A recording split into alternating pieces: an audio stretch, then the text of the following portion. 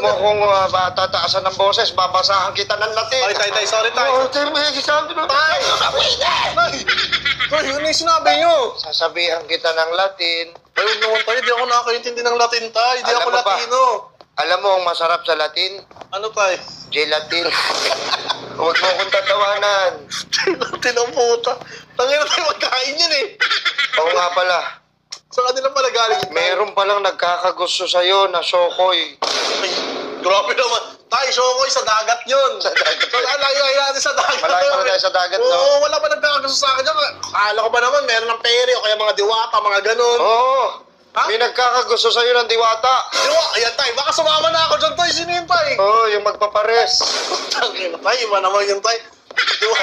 Diwata pares overload yun eh. Oo, yun, nagkakagusto sa'yo. Huwag na lang pala. Huwag na. Maarte ka masyado, hindi ka naman gwapings. Teka, tay.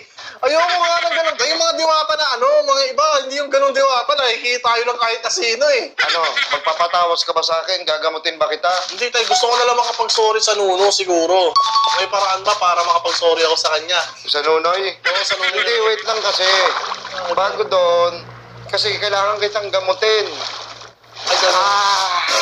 Oh. Kailangan kitang gamutin. Kung hindi ka magpapagamot sa akin, ganito na lang. Sige, barangin na lang kita. Tay, hindi tayo mapagamot nga ako, tay. Gusto ko na makausap yung yung Nunoy kasi parang naniniwala ako sa iyo dun eh.